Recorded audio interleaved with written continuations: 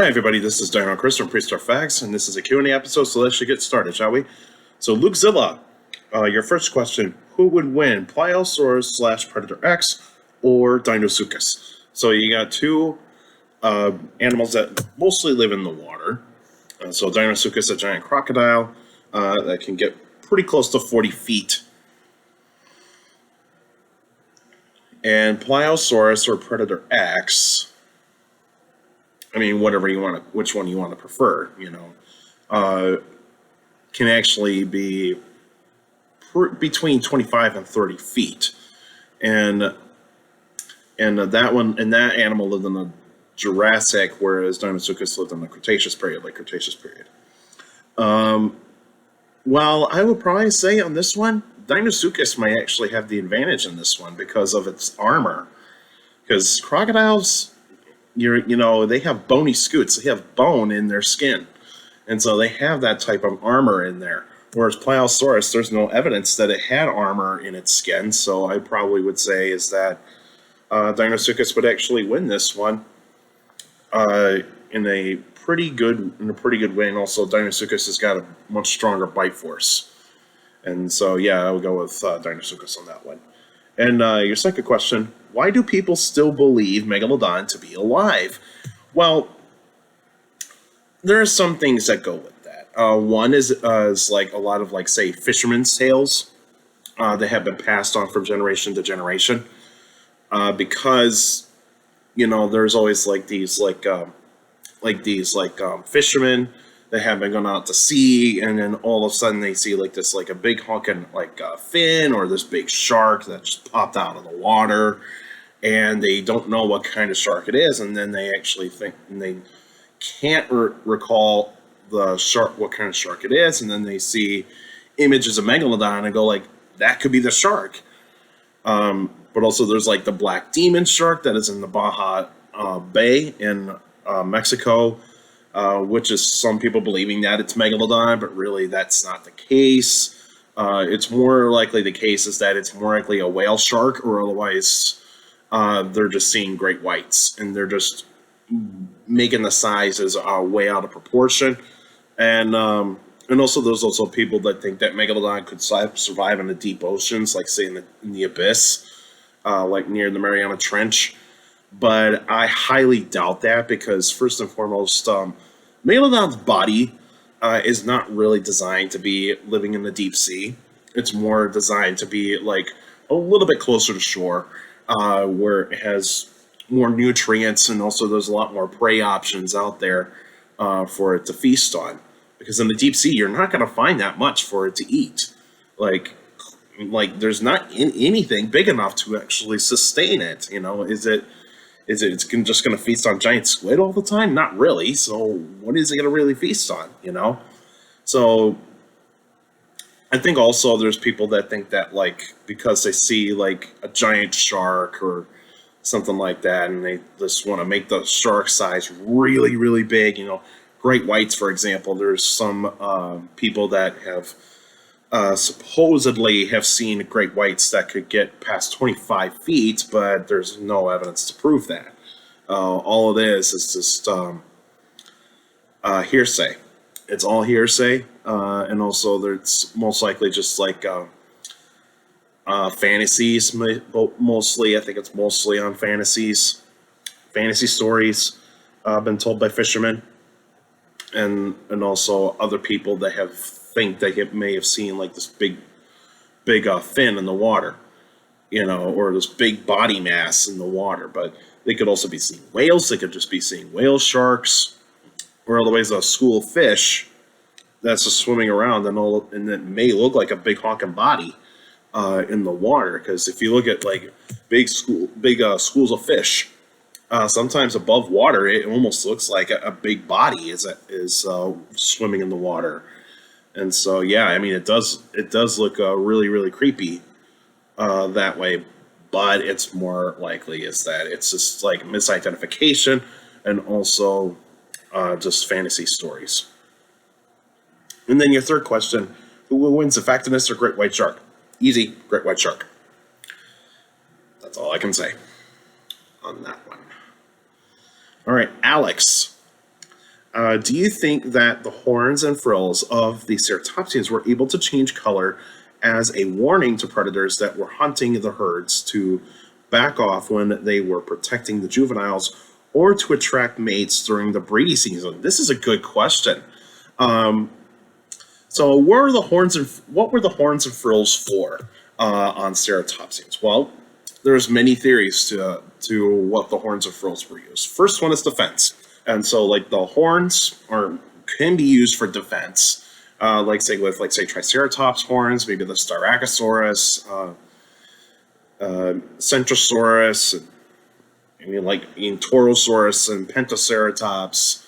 I mean the list goes on and on and on with all the types of ceratopsians that have horns.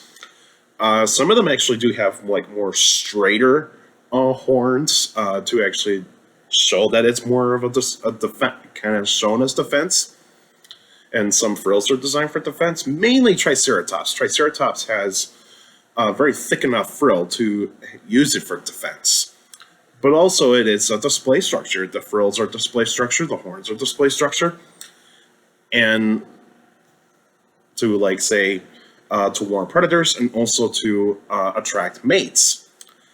But there's also holes to the theory of the defense. Like some ceratopsians, like the horns are actually positioned in very strange ways. Like Ionosaurus, its horn curves forward and down, so it's not really designed for defense at all. It's more for like display purposes.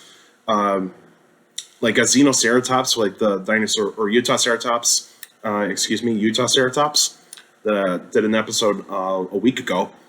The horns of that dinosaur are going this way. The brown horns are going this way, and so not really good defense, and also they're very short. Shorter horns are also not going to be very good for defense, and also a lot of frills on ceratopsians have holes on them, and so they're not really going to be designed for defense whatsoever. They're just going to be used as a display structure most likely. And so display structure type of theory is that they weren't used too much for defense. They were just used as like say ornamentation. And so that's more likely the best theory out there or the best hypothesis out there for the reasons why ceratopsians have those horns and frills. Pachyrhinosaurus has got these like big hunking lumps. Maybe it does have like a keratin type of horn that it grew on the nose, kind of like a rhinoceros has, like with the boss on its nose.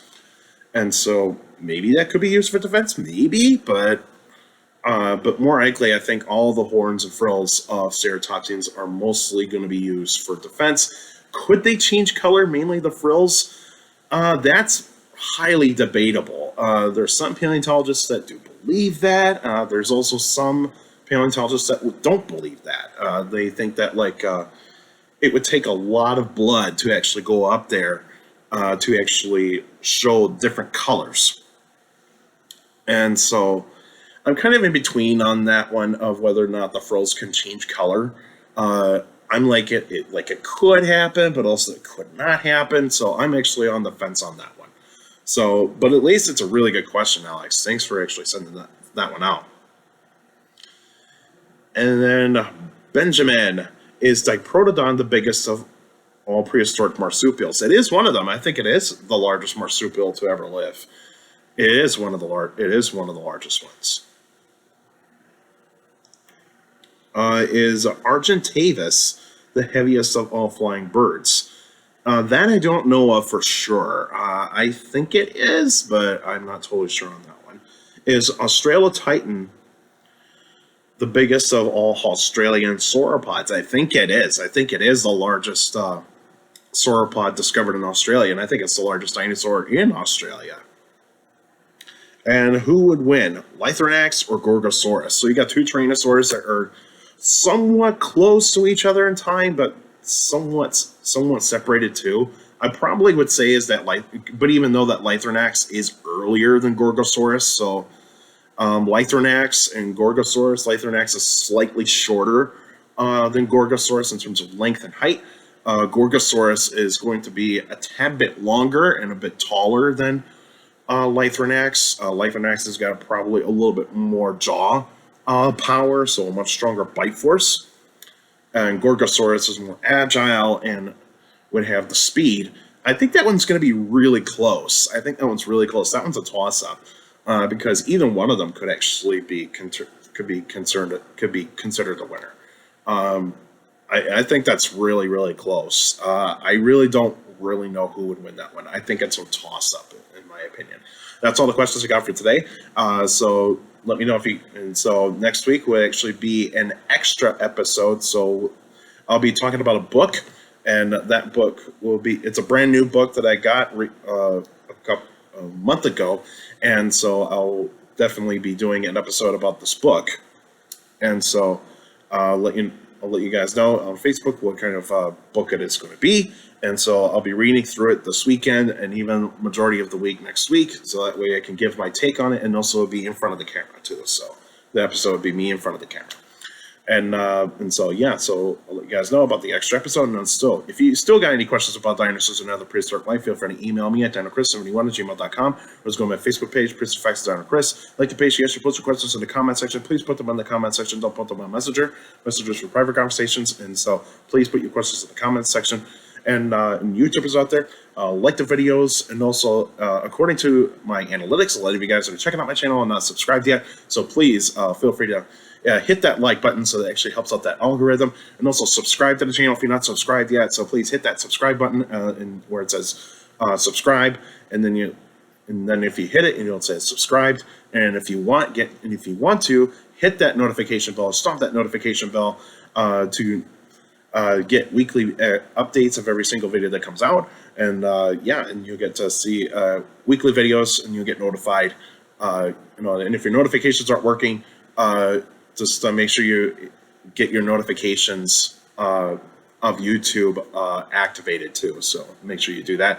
Any YouTubers, feel free to leave your questions in the comment section, because we do read them all. You guys give me some great questions through, and all of your Facebook people that share your questions to me on Facebook and even on my emails. You guys give some great questions, and so you guys are awesome. And keep up bringing up some of these great questions, and make sure you keep your questions short to the point. You can also follow me on Instagram at dino.chris.pf. I post pretty cool stuff on there. You can also follow me on Twitter at CSGRAL. It's my Twitter page. I post pretty cool stuff on there as well. Also, take care of people around you. There's a few younger people out there that makes you listen. Your parents, your teachers, and your guardians. It's the best motivation you can have for a good education. It's very important to have a good education. So with a good education, you get a good job in the future.